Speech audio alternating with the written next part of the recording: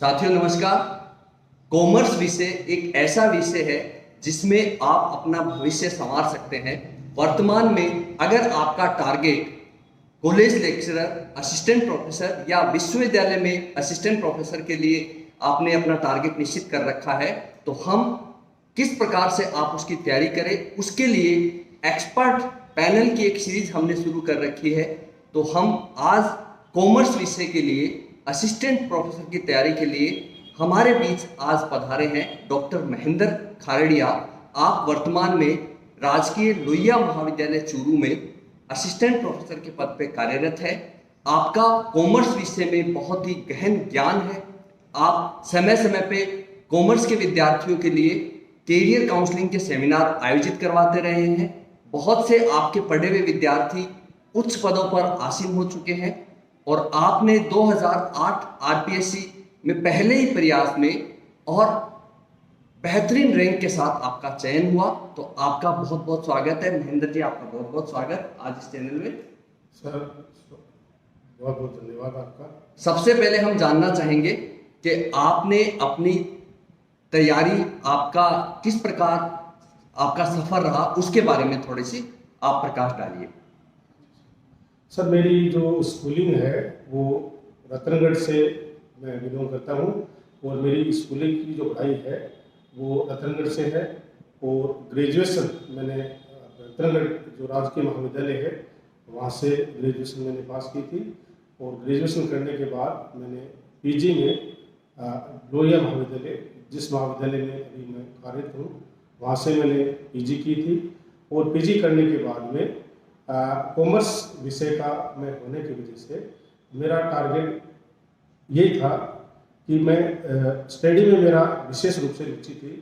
तो इस वजह से मैंने प्रयास किया कि नेट का जो एग्ज़ाम है वो दे दिया जाए और उसमें देखें भी क्या रहता है, क्योंकि जो हमारा सब्जेक्ट है वो डीपली सब्जेक्ट होता है, विस्तृत सब्जेक्ट होता है। क्योंकि जो नेट का एग्ज़ाम होता है उसमें हमारे 3 सब्जेक्ट मुख्य रूप से इसमें शामिल होते हैं।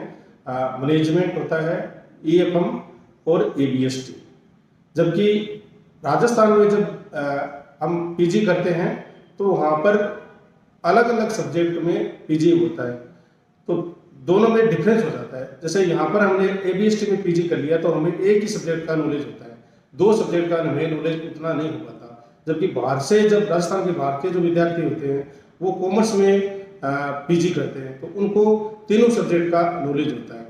और इस वजह से क्या होता है कि राजस्थान के जो बच्चे हैं वो नेट में क्लियर कम कर पाते हैं और बाहर के बच्चे हैं वो ज़्यादा क्लियर कर पाते हैं। दोस्तों, आपने यहाँ एक बात देखी कि डॉक्टर महेंद्र खारड़िया, आप एकदम ग्रामीण परिवेश से बहुत नीचे स्तर पे आपने पढ़ाई की। तो एक हमारे लिए एक सबसे अच्छी बात है कि अगर हमें ये लगता है कि बड़े शहरों के लोग ही ज़्यादा सक्सेस होते हैं, तो आप महेंद्र खारड़िया जी का एग्जाम्पल देख सकते हैं कि ग्रामीण परिवेश में छोटी सी जगह पे रहकर भी आज उच्च पदों पर पहुंचा जा सकता है अगर आप कड़ी मेहनत और आत्मविश्वास के साथ काम करें।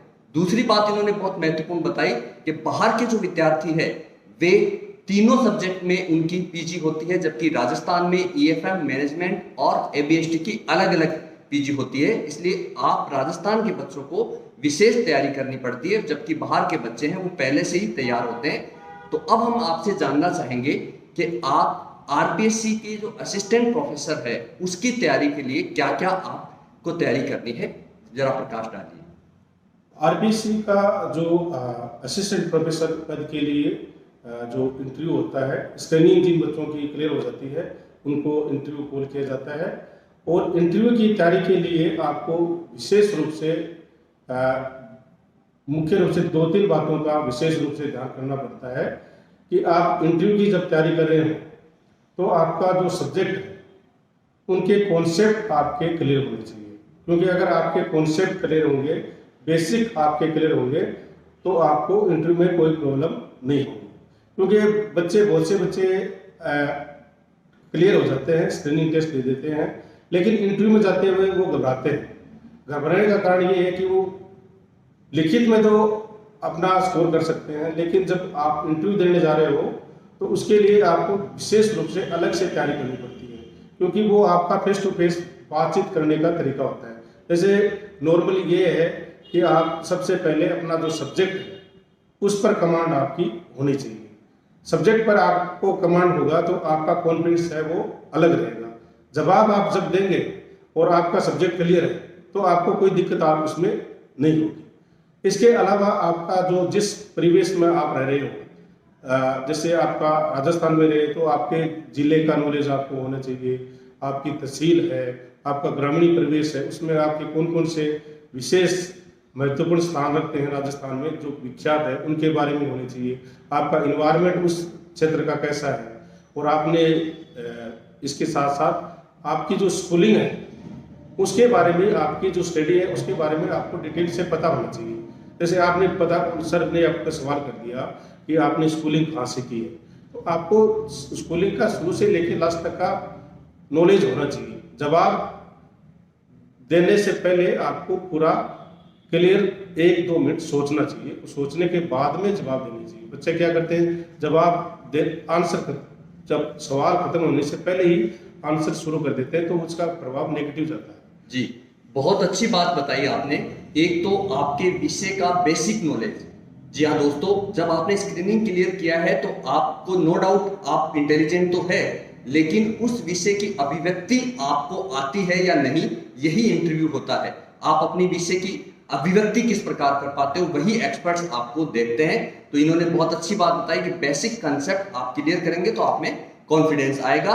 साथ के साथ आप जिस एरिया से आते हैं, जिस एरिया में आप काम करते हैं, जिस एरिया में आपने पढ़ाई करी है, वहां का नॉलेज भी आपको होना अति आवश्यक है। अगर आपको, क्योंकि वहां से संबंधित भी आपको प्रश्न पूछे जाते हैं। तो ये बहुत अच्छी बात बताई। अब मैं आपसे जानना चाहूंगा कि आप एक सफल, जो स्क्रीनिंग में सफल विद्यार्थी है, वो इंटरव्यू के लिए जब वहां पहुंचता है आरपीएससी या यूनिवर्सिटी में या अन्य किसी बॉडी में, तो उसे किस किस प्रोटोकॉल का ध्यान रखना है, उससे किस प्रकार के प्रश्न पूछे जा सकते हैं, क्या क्या संभावना होती है, उस पर आप प्रकाश डालिए। इंटरव्यू के लिए आप जब जा रहे हैं तो उसमें इंटरव्यू से जाने के बाद में आपको जो डॉक्यूमेंट वगैरह हैं वहाँ पर चेक किए जाते हैं। सब क्लियर होने के बाद आपको जो कक्ष होता है जिसमें इंटरव्यू आपका होने वाला है उसके बाहर आपको बैठाया जाता है। और उससे पहले, आपसे पहले एक कैंडिडेट का इंटरव्यू वहाँ से चल रहा होता है, और जैसे ही इंटरव्यू खत्म होगा उस पहले वाले विद्यार्थी का आपको कॉल किया जाएगा। आपको कक्ष में इंटर कराने के लिए आपको गेट खोला जाएगा, और गेट खोलने के बाद में आप उस कक्ष में जब इंटर करेंगे तो आपको सीधे उसमें इंटर नहीं करना है, वहाँ पर आपको रुकना है। और रुकने के बाद में आपको वहाँ से जो बोर्ड है आपका, जिसमें 3 से 4 मेंबर होते हैं, उनमें 2 एक्सपर्ट होते हैं और एक बोर्ड के जो या तो अध्यक्ष होते हैं या मेंबर होते हैं, और एक आपके मनोवैज्ञानिक वहाँ पर आपकी गतिविधियों को देखने के लिए रहते हैं। तो उनसे अनुमति लेके आप इसमें इंटर करेंगे। इंटर करने के बाद जब आपको अनुमति मिल जाती है तो आप कक्ष में इंटर करेंगे, और इंटर करने के बाद में जब आप उनके नज़दीक पहुँचते हैं तो उनका आपको अभिवादन करना है कि नमस्कार करना है, और नमस्कार करने के बाद में आपको वहाँ पर बैठने के लिए अनुमति लेनी होती है। आप सीधे वहाँ पर सीट पर नहीं बैठेंगे, पहले अनुमति लेंगे कि सर मैं आप यहाँ बैठ सकता हूँ क्या, तो आपको फिर अनुमति दी जाती है, और अनुमति मिलने के बाद आप आराम से सीट पर बैठें। आराम से बैठने के बाद आपको जो इंटरव्यू है वो स्टार्ट होता है, और उसमें आपको नॉर्मल जो सवाल, जैसे हम सामान्य बातचीत, हमारा जैसे इंटरव्यू चल रहा है इसी प्रकार से आपकी सामान्य बातचीत आपको रिलैक्स करने के हिसाब से, आपकी जैसे स्कूलिंग कहाँ से की है, ग्रेजुएशन कहाँ से किया है, पीजी आपकी कहाँ से की है, किस शहर से आप बिलोंग करते हैं, आपकी रुचि कौन कौन सी है, यानी आपको नॉर्मल किया जाता है। पहले नॉर्मल करने के बाद में जो एक्सपर्ट जो दो होते हैं वो आपसे सब्जेक्ट से संबंधित सवाल आपसे करते हैं। तो सवाल का जवाब देने का तरीका ये है कि आप सवाल को पहले पूरा ध्यान से आराम से सुनें, क्योंकि जब सवाल आपसे किया जा रहा है उस समय आपका ध्यान सवाल जो आपसे कर रहे हैं मेंबर उसकी तरफ से होना चाहिए। बच्चे क्या करते हैं कि जो सवाल करते हैं तो आपका ध्यान उस सवाल की तरफ से नहीं होता है, और फिर जब सवाल खत्म हो जाता है फिर पूछते हैं कि सर आपने क्या पूछा, तो इससे आपका प्रभाव है वो नेगेटिव जाता है। तो जिस मेंबर से आपकी बातचीत हो रही है, सवाल कर रहे हैं, तो आपका उस समय ध्यान उसी पर मेंबर पर ही होना चाहिए। और सवाल जब खत्म हो जाए उसके बाद में आपको 1 मिनट या 2 मिनट पूरा सोच विचार करके बोलना है, उसका जवाब आप दीजिए। अगर आपको सवाल का जवाब आता है तो आप उसका सवाल का जवाब दीजिए, अगर आपको सवाल का जवाब नहीं आता है तो आप तुरंत मना कर सकते हैं। इसमें आपका कोई नेगेटिव पॉइंट नहीं होता, क्योंकि सवाल का जवाब अगर आपको नहीं आता है और आप उसको घुमा फिरा के बातचीत करेंगे तो ये बोर्ड को, मेंबर को अच्छा नहीं लगता है। यहाँ मैं एक चीज और जानना चाहूंगा आपसे कि जब आपका इंटरव्यू हो रहा है तो प्रश्न जो है वो एबीएसटी से पूछे जाते हैं, मैनेजमेंट से पूछे जाते हैं या ईएफएम से पूछे जाते हैं, या तीनों की तैयारी करनी पड़ेगी? जैसे राजस्थान में जब हम बोर्ड के सामने जब मैं गया था तो आपका जो विषय है, जैसे मेरा एबीएसटी विषय है, तो अकाउंटेंसी से संबंधित ही सवाल आप में पूछे जाते हैं। और मैनेजमेंट का जब इंटरव्यू चल रहा है तो उसमें मैनेजमेंट के पूछे जाते हैं, और ईएफएम का अगर आपका इंटरव्यू दे रहे हो तो आप में ईएफएम के सवाल आपसे किए जाते हैं। बहुत सही बात बताई आपने कि आप जिस विषय के पारंगत है उसका आपको पूरा नॉलेज होना चाहिए। एक और सवाल है मेरा यहाँ पे, क्या वहां पर बोर्ड पे पढ़ाने के लिए कहा जाता है? हाँ, बोर्ड पर पढ़ाने के लिए आपको जरूर कहा जाता है। आपसे ये पहले बातचीत करते हैं, बातचीत करने के बाद में आपसे कहते हैं कि आप बोर्ड वहाँ पर लगा होता है, कक्ष जैसा हमारा होता है वैसे रूम बना होता है, और उस पर जाकर आपको जो आपका टॉपिक है या तो वो अपने हिसाब से बता देते हैं कि इस टॉपिक पर आप अपना जो है पढ़ा के आइए। अगर उनमें आपको नहीं आता है तो फिर आप उनको चॉइस देते हैं आपको कि आप अपने हिसाब से आपने जो तैयार करके आए हैं वो टॉपिक हमें पढ़ाइए। तो उस टॉपिक को आपको उनको कक्षा, जैसे कि कक्षा का आप में पढ़ाते हैं उसी हिसाब से आपको वहाँ पर पढ़ाना होता है। जी, अब एक बात विद्यार्थियों यहाँ पे जरूर ध्यान रखिएगा कि जब आप डेमो दे रहे हैं बोर्ड टीचिंग का तो एक तो बोर्ड साफ करना कभी मत भूलिएगा। बहुत से विद्यार्थी ये गलती कर जाते हैं कि पढ़ा के आके बैठ जाते हैं, बोर्ड साफ नहीं करते। एक आपको ध्यान रखना है, बोर्ड साफ करना है। दूसरा, कई बार जैसे ही आप बोर्ड टीचिंग स्टार्ट करते हैं, मेंबर्स और एक्सपर्ट जो बोर्ड होता है वो आपस में बात करने लग जाता है, तो आपको लगता है वो मुझे सुन नहीं रहे, तो आप रुक जाते हैं। आपको रुकना नहीं है, वो आपको जज कर रहे होते हैं कि आप किस तरीके से पढ़ा रहे हैं, चाहे वो बात कर रहे हैं चाहे वो आपकी तरफ ध्यान नहीं दे रहे हैं। तो जब वो कह दे कि हाँ 2 से 3 मिनट आपको टाइम मिलता है, ज्यादा से ज्यादा 5 मिनट, लेकिन 2 से 3 मिनट है आपको पढ़ाने के लिए बोर्ड पे दिया जाता है, तो ये आप जरूर ध्यान रखिएगा। बोर्ड साफ करके आपको वापस आना है और उनकी अनुमति के साथ वापस अपनी सीट पे आके बैठ जाना है। क्या आपसे प्रश्न जब वो किया जाता है तो आपकी चॉइस के प्रश्न करते हैं या एक्सपर्ट अपनी चॉइस के प्रश्न करते हैं? क्या आपसे वो पूछते हैं कि आप अपने विषय के बारे में बताइए या किस विषय में पूछना शुरू करें? इस तरीके से प्रश्न होते हैं वहां पे? शुरू से एक्सपर्ट है वो अपने हिसाब से आपसे सवाल करते हैं और सवाल का सिलसिला जारी रहता है। उसके बाद में आपसे वो एक सवाल पूछते हैं कि आपका स्पेशलाइजेशन क्या है। एक सब्जेक्ट जो आपका है वो स्पेशलाइजेशन होना चाहिए, उसकी तैयारी आपको विशेष रूप से करके जानी होती है। उस विषय का नाम आप उनको बताएंगे तो फिर आपका जो सवाल है उसी से आपके सवाल है वो किए जाते हैं। तो उसकी तैयारी आपको अच्छे से करनी होती है, क्योंकि अगर आप स्पेशलाइजेशन विषय की बात कर रहे हैं यानी आप उसमें पारंगत हैं और उनका आपको अन्य सब्जेक्ट की तुलना में अच्छा ज्ञान आपको उसमें होना चाहिए, तभी आप उसमें पारंगत हैं। जी, बहुत बेहतरीन बात बताई कि आपका जो स्पेशलाइजेशन है उसमें आपको पारंगत होना पड़ेगा।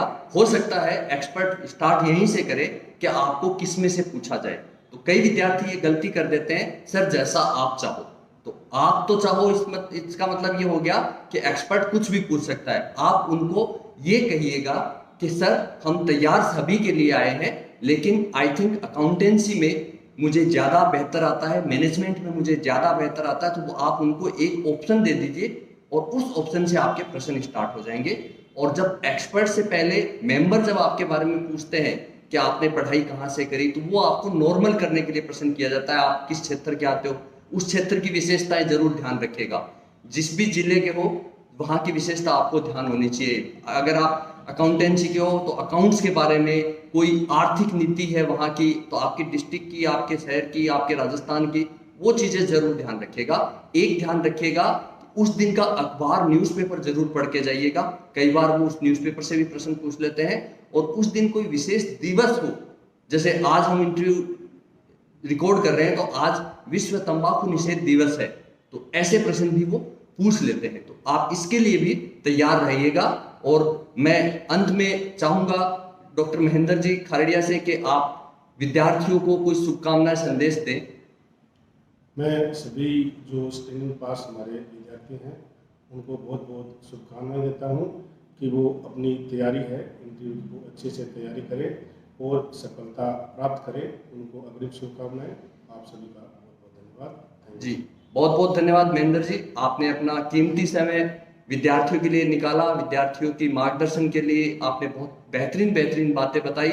और हम उम्मीद करते हैं कि ये टिप्स और ये बातें अगर विद्यार्थी अपनाते हैं तो उनको जरूर सफलता मिलती है। बहुत बहुत धन्यवाद। धन्यवाद।